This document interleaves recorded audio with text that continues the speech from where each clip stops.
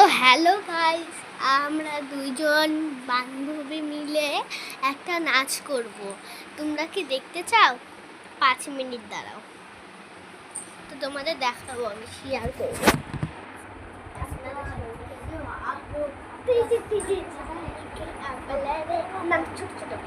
ছোট ছোট ছোট জামা বেশছিল, গাল চিপে আদর খাও বেশছিল।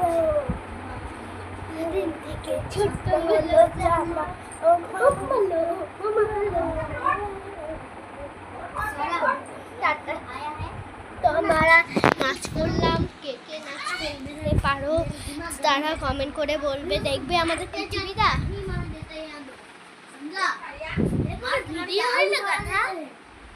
তো এ হলো আমার বান্ধবী, এর নাম হইলো কি বল তুই?